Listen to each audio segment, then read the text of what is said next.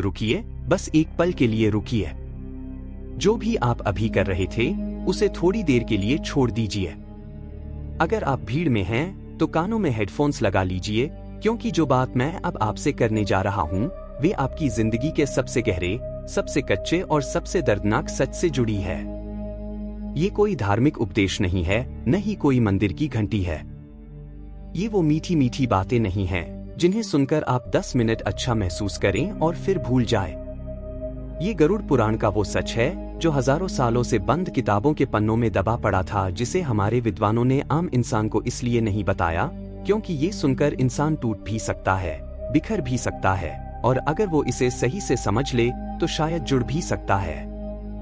मैं आज आपसे एक सवाल पूछना चाहता हूँ, एक ऐसा सवाल जो कोई नहीं पूछता, जिसे पूछने की हिम्मत बहुत कम लोगों में होती है।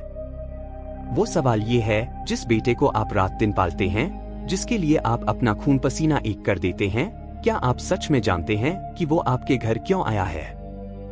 क्या वो सच में आपका वारिस है?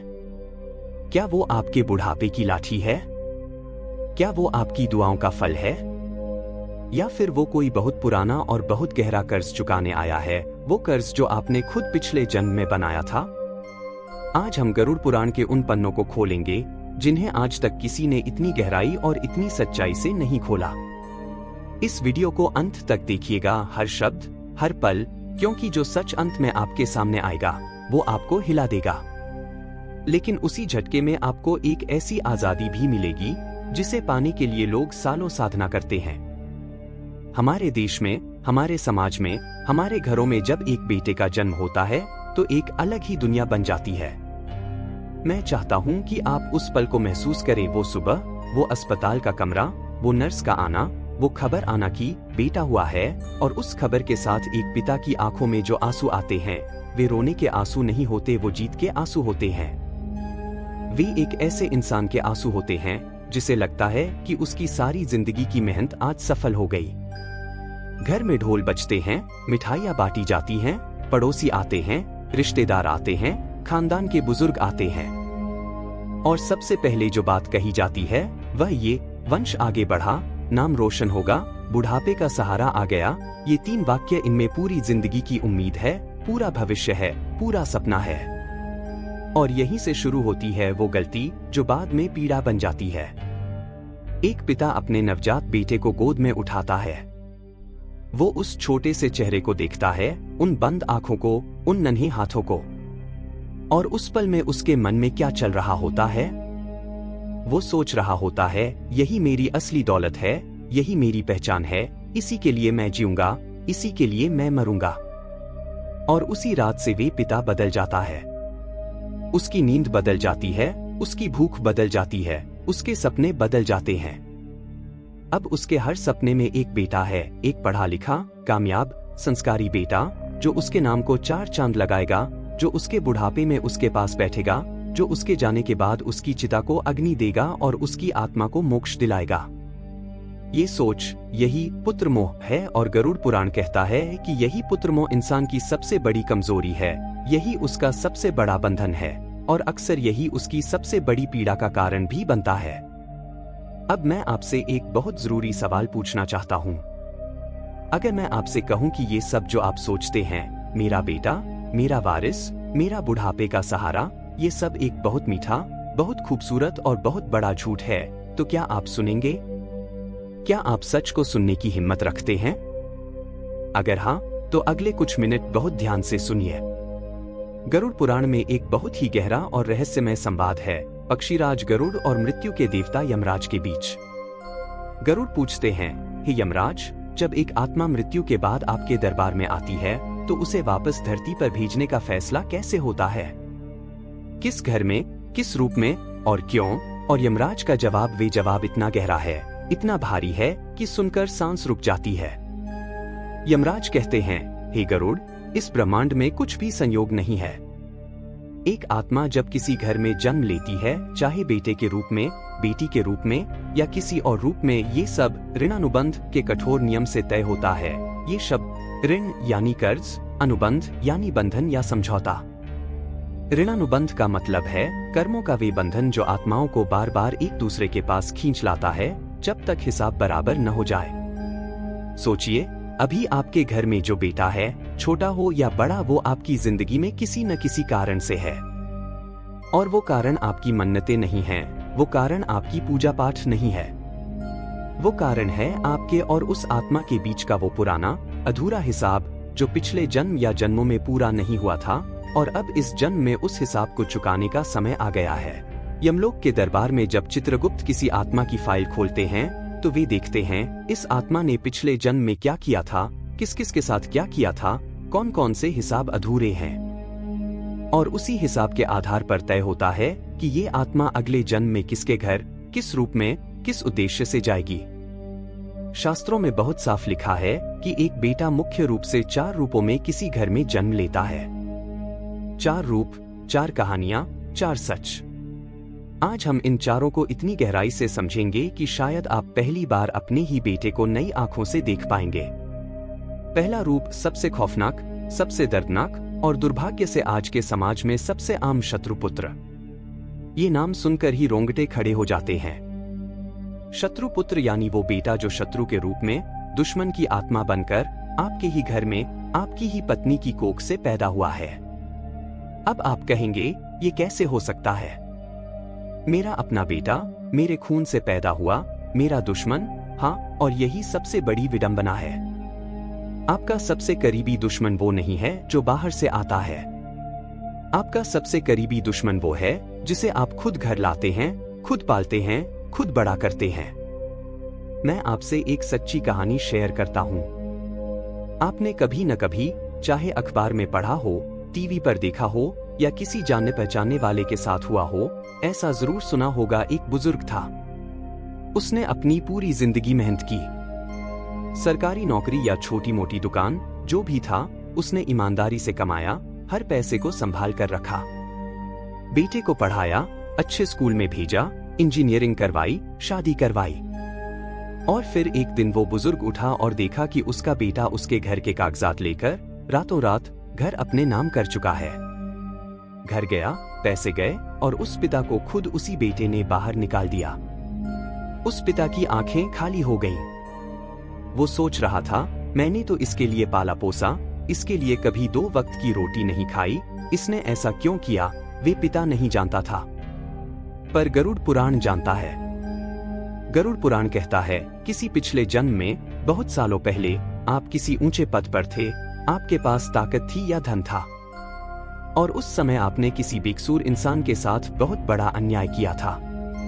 शायद उसकी जमीन छीनी थी, शायद उसका हक मारा था, शायद उसे इस कदर तड़पाया था कि वो मर गया।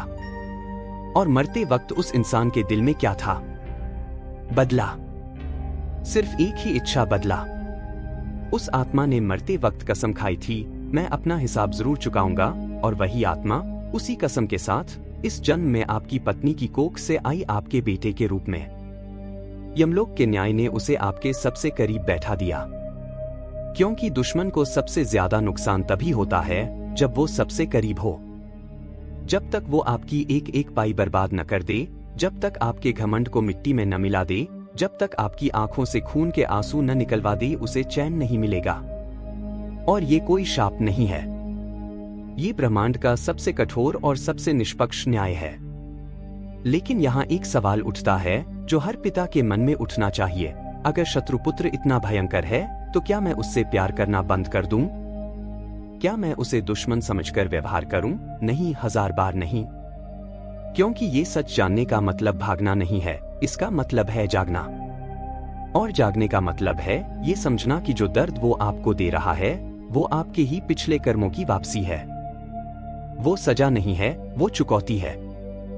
और जब आप इस सच को दिल से स्वीकार कर लेते हैं तो उसी क्षण वे बंधन कमजोर होने लगता है। दूसरा रूप है ऋण पुत्र। ये रूप शत्रुपुत्र जितना हिंसक नहीं होता, लेकिन इसका दर्द शायद उससे भी ज्यादा गहरा होता है। क्योंकि इसमें आपको दर्द देने वाला कोई बुरा इंसान नहीं होता, इसमें दर्द देती है नियति, किस्मत, वे परमात्मा का वो हिसाब जो कभी गलत नहीं होता। ऋण पुत्र वे बेटा है जो पैदा होते ही या बचपन में ही किसी भयंकर बीमारी का शिकार हो जाता है, और उस बच्चे के माता पिता की पूरी जिंदगी बस उसी बच्चे के इर्द गिर्द घूमती रहती है। मैं यहाँ एक इंसानी कहानी सुनाना चाहता हूँ। मेरे एक परिचित हैं, नाम नहीं लूंगा, लेकिन उनकी कहानी लाखों लोगों की कहानी है। वे एक साधारण सरकारी शिक्षक थे, ईमानदार, मेहनती। जब उनका बेटा 3 साल का था तो पता चला कि उसे एक दुर्लभ बीमारी है। उन्होंने सब कुछ किया, दिल्ली गए, मुंबई गए, विदेश के डॉक्टरों से ऑनलाइन कंसल्टेशन लिया। जो घर था बेचा, जो जमीन थी गिरवी रखी। पत्नी रात रात भर रोती रही, वे खुद मंदिर मंदिर भटकता रहा। 7 साल तक वो लड़े और एक दिन वो बच्चा चला गया। उन माता पिता के लिए दुनिया रुक गई। वे पिता आज भी कहता है, मैंने ऐसा क्या किया था? गरुड़ पुराण का जवाब है, किसी पिछले जन्म में आपने या आपके परिवार ने उस आत्मा के साथ कोई आर्थिक अन्याय किया था। कोई ऐसा कर्ज जो आपने लिया था और नहीं चुकाया, कोई ऐसा धन जो आपने बेईमानी से हड़पा था। वो हिसाब अधूरा था और इस चक्र में वे आत्मा आपकी अपनी औलाद बनकर आई। और जब तक उसने अपने हिस्से का वे सब वसूल नहीं कर लिया, अस्पताल के बिलों के रूप में, आपकी नींद के रूप में, आपके आंसुओं के रूप में, वो रुकी। और जब हिसाब पूरा हुआ वो चली गई। ये सुनकर दिल पत्थर हो जाता है, आंखें भर आती हैं। लेकिन गरुड़ पुराण ये भी कहता है, ये न्याय क्रूर नहीं है, ये न्याय निष्पक्ष है। ब्रह्मांड में कोई भी दर्द बिना कारण नहीं होता। और जब इंसान इस सच को जान लेता है तो उसके दुख में से एक अजीब सी शांति निकलती है। वे शांति जो कहती है, हिसाब हो गया, अब आगे बढ़ो। अब तक हमने 2 बहुत भारी सच सुने। अब एक ऐसा सच सुनिए जो आपके दिल को गर्म कर देगा। तीसरा रूप है सेवक पुत्र। कभी कभी किसी घर में ऐसा बेटा पैदा होता है जिसे देखकर पड़ोसी भी कहते हैं, इनकी किस्मत बहुत अच्छी है, वह लड़का बचपन से ही कुछ अलग होता है। जब सब बच्चे खेलने जाते हैं वह माँ के पास बैठता है। जब पिता थके हारे घर आते हैं वह पानी लेकर आता है। जब दादा दादी बीमार पड़ते हैं वह उनकी सेवा करता है बिना किसी शिकायत के। वह कभी नहीं कहता मुझे क्यों करना है, वह कभी नहीं सोचता इसमें मेरा क्या फायदा, वह बस करता रहता है। खुद आधी रोटी खाएगा पर माँ को पूरी देगा। खुद फटे कपड़े पहनेगा पर पिता की दवा कभी नहीं रुकने देगा। अपनी शादी तक रोक देगा बस इसलिए कि माँ बाप के साथ कोई रहे। ऐसा बेटा कैसी आत्मा होती है? गरुड़ पुराण कहता है, ये वह महान आत्मा है जिस पर आपने पिछले किसी जन्म में कोई बहुत बड़ा, बहुत निस्वार्थ उपकार किया था। शायद आपने उसे भूखे मरने से बचाया था, शायद किसी भयंकर संकट में आप उसके साथ खड़े रहे जब पूरी दुनिया ने उसका साथ छोड़ दिया था। वह आत्मा भूली नहीं। वह कोई अदृश्य रजिस्टर में आपका वह उपकार दर्ज था। और इस जन्म में वह आई आपके सेवक बेटे के रूप में, आपका कर्ज चुकाने, आपको सुख देने, आपके बुढ़ापे की मजबूत लाठी बनने। अगर आपके घर में ऐसा बेटा है तो रोज सुबह उठकर अपनी आंखें बंद करिए और उस परमात्मा का दिल से शुक्रिया कीजिए, क्योंकि इस कलयुग में ऐसी आत्मा बहुत कम घरों में आती है। आपका पिछला जन्म बहुत शुद्ध था, बहुत पवित्र था, इसीलिए आपको ये अनमोल उपहार मिला है। और अब सबसे अंतिम, सबसे पवित्र, सबसे दुर्लभ रूप धर्मपुत्र। लाखों में, करोड़ों में किसी एक घर में ऐसी आत्मा आती है। ये वह बेटा है जो सिर्फ माता पिता का नहीं होता, ये पूरे कुल का, पूरे समाज का, पूरी मानवता का होता है। वह बचपन से ही अलग होता है। उसकी आंखों में एक अजीब सा नूर होता है, उसके शब्दों में एक वजन होता है, उसके कामों में एक निस्वार्थता होती है जिसे देखकर लोग कहते हैं, यह बच्चा कुछ और है। वह पढ़ता है पर सिर्फ नौकरी के लिए नहीं, वह कमाता है पर सिर्फ अपने लिए नहीं, वह जीता है पर सिर्फ अपने लिए नहीं, वह दूसरों की भलाई के लिए काम करता है, वह सच के रास्ते पर चलता है चाहे कितनी भी तकलीफ हो। वह भगवान की सच्ची भक्ति करता है, मतलब के लिए नहीं बल्कि प्रेम के लिए। और मृत्यु के बाद उसके महान कर्म इतने शुद्ध होते हैं कि वह अपने माता पिता की आत्मा को भी तार देता है, उन्हें मोक्ष के मार्ग पर ले जाता है। धर्मपुत्र ये रूप किसी के संचित पुण्यों का फल है। ये रूप उस इंसान को मिलता है जिसने कई जन्मों में अपना जीवन धर्म के लिए, सेवा के लिए, सत्य के लिए जिया हो। अगर आपके घर में ऐसी आत्मा आई है तो ये ब्रह्मांड का सबसे बड़ा पुरस्कार है। अब यहाँ वह सवाल आता है जो हर माता पिता के मन में होगा, अगर मेरा बेटा मेरी जागीर नहीं है, अगर वह मेरे कर्मों का हिसाब है, अगर वह एक अलग आत्मा है जो अपनी यात्रा पर है, तो मैं क्या करूं? क्या प्यार करना बंद कर दूं? क्या उसे अपना न मानूं? क्या उसकी परवाह छोड़ दूं? नहीं, बिल्कुल नहीं। गरुड़ पुराण, भगवद गीता, हमारे सारे शास्त्र एक स्वर में कहते हैं, बल्कि उल्टा, जब आप ये जान लेते हैं कि आपका बेटा एक स्वतंत्र आत्मा है, तब आप उससे और भी गहरा, और भी शुद्ध, और भी सच्चा प्यार कर सकते हैं। क्योंकि अब वे प्यार मोह से नहीं निकलता, अब वे प्यार अपेक्षाओं से नहीं निकलता, अब वो प्यार डर से नहीं निकलता, वो प्यार निकलता है करुणा से, समझ से और आत्मा की सच्ची गहराई से। भगवान श्री कृष्ण ने गीता में क्या कहा था? कर्म करो, फल की चिंता मत करो। यही बात माता पिता के लिए भी लागू होती है। अपने बेटे का पालन पोषण करना आपका धर्म है, उसे अच्छी शिक्षा देना आपका कर्तव्य है, उसे सही और गलत का रास्ता दिखाना आपकी जिम्मेदारी है। लेकिन उससे यह उम्मीद रखना कि वे हमेशा आपके कहे पर चलेगा, हमेशा आपकी सेवा करेगा, हमेशा आपकी पसंद नापसंद के हिसाब से जिएगा, ये उम्मीद आपकी है, उसकी नहीं। और जब वे उम्मीद टूटती है तो जो दर्द होता है, उस दर्द का कारण वो बेटा नहीं है, उस दर्द का कारण आपकी वो उम्मीद है। जिस दिन आपने अपने बेटे को एक ऐसी आत्मा के रूप में देखा जो अपनी यात्रा पर है और आप केवल उसे इस दुनिया में लाने का माध्यम हैं, उसी दिन आपकी आत्मा का एक बहुत बड़ा बोझ उतर जाएगा। गरुड़ पुराण का वो सच जिसे सुनकर शायद आपकी रातों की नींद उड़ जाए, उन पिताओं के लिए जो अपने बेटे के मुंह में अंधे हो जाते हैं, जो अपने बेटे के लिए दूसरों का हक मारते हैं, जो गरीबों की रोटी छीनते हैं, भ्रष्टाचार करते हैं, उस पिता की मृत्यु के बाद यमदूत उसे सीधे तप्त मूर्ति नरक में ले जाते हैं। वहां उसे लाल गर्म लोहे के खंभों से बांधा जाता है। वो तड़पता है, चीखता है, और जिस बेटे के लिए उसने ये सब किया था, वो बेटा उस नरक में उसके पास नहीं आता। क्योंकि पाप बांटे नहीं जाते, पाप सिर्फ उसी के खाते में जाते हैं जिसने उन्हें किया। और वो बेटा उसी बेईमानी के पैसों से इस दुनिया में मौज कर रहा होता है। ये सुनकर कुछ लोग कहेंगे, यह तो बहुत क्रूर है, लेकिन क्रूरता ये नहीं है, क्रूरता तो वो है जो उस पिता ने की थी जब उसने किसी बेकसूर के आंसुओं की परवाह नहीं की।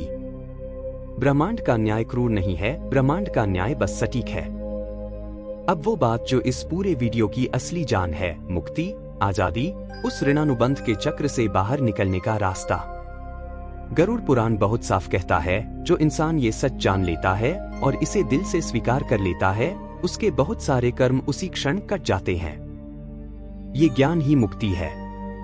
अगर आपका बेटा आज आपको दुख दे रहा है, तो एक पल के लिए रुकिए, अकेले बैठिए, अपनी आंखें बंद कीजिए और दिल से कहिए, हे ईश्वर, हे परमपिता, मेरा जो भी पिछले जन्म का कर्ज था, जो हिसाब अधूरा था, वह आज इन आंसुओं से, इस दर्द से पूरा हो रहा है। मैं इसे स्वीकार करता हूँ। मैं इस बंधन से मुक्त होना चाहता हूँ। और जब आप ये कहेंगे सच में, दिल की गहराई से, तो आप महसूस करेंगे कि आपके अंदर का एक बहुत पुराना, बहुत भारी पत्थर उठ गया है। यही है मुक्ति। ये कोई जादू नहीं है, ये कोई धर्म का ढोंग नहीं है, ये है स्वीकृति का विज्ञान। जब आप किसी दर्द को लड़कर नहीं, बल्कि समझकर स्वीकार करते हैं, तो वो दर्द आपको तोड़ नहीं सकता, वो आपको मजबूत बना देता है। मैं आज इस वीडियो को एक बहुत जरूरी बात से बंद करना चाहता हूँ। ये बात उन सभी माताओं के लिए है जो आज किसी अकेले कमरे में बैठकर रो रही हैं, उन सभी पिताओं के लिए है जो जिंदगी भर मेहनत करने के बाद आज बेटे की ठंडी नजरों का सामना कर रहे हैं, उन सभी परिवारों के लिए है जो ये समझ नहीं पा रहे कि हमने तो सब सही किया, फिर ये दर्द क्यों? आपने गलत नहीं किया, आप बुरे नहीं हैं, आप अपना कर्ज चुका रहे हैं। और जब हिसाब पूरा होगा, तो इस दर्द में से एक नई रोशनी निकलेगी। अपने बेटे से प्यार कीजिए, पर उसे अपनी जिंदगी की एकमात्र जरूरत मत बनाइए। उसे अच्छे संस्कार दीजिए, पर उसके हर फैसले को कंट्रोल करने की कोशिश मत कीजिए। उसे दुनिया की हर खुशी देने की कोशिश कीजिए, पर इसके लिए कभी किसी का हक मत मारिए। क्योंकि जो आप आज किसी और के साथ करेंगे, वो कल किसी रूप में आपके पास वापस आएगा। यही है कर्म, यही है सत्य, यही है गरुड़ पुराण का वो कड़वा और सच्चा रहस्य। आज हमने एक बहुत लंबी यात्रा की। हमने गरुड़ पुराण के उन पन्नों को छुआ जिन्हें छूने की हिम्मत बहुत कम लोग कर पाते हैं।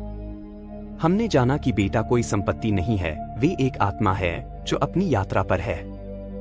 वे शत्रु हो सकता है, वे ऋण हो सकता है, वे सेवक हो सकता है, वे धर्मपुत्र हो सकता है, पर वो सिर्फ आपका नहीं है। वो परमात्मा का है और आप भी परमात्मा के हैं। इस वीडियो को देखने के बाद अगर आपके दिल में एक भी विचार आया हो, एक भी पुराना दर्द हल्का हुआ हो, एक भी पुराना बोझ थोड़ा सा उठा हो, तो ये वीडियो सार्थक हुआ। इसे उन सभी माता पिता तक जरूर पहुंचाइए जो आज अपने पुत्र के दिए हुए दर्द में अकेले बैठे हैं। उन्हें आज इस रोशनी की जरूरत है। और नीचे कमेंट में पूरे गर्व और विश्वास के साथ लिखिए, मेरा ईश्वर ही मेरा असली वारिस है, ताकि वो परमपिता तक आपकी ये आत्मा की आवाज पहुंच सके। अपने कर्मों का और अपनी आत्मा का बहुत बहुत ख्याल रखिएगा। वे परमपिता नारायण आपको और आपके परिवार को हर झूठे मोह से मुक्त रखें और आपको वो सच्ची शांति दें जो दुनिया की कोई दौलत नहीं दे सकती। जय श्री कृष्ण।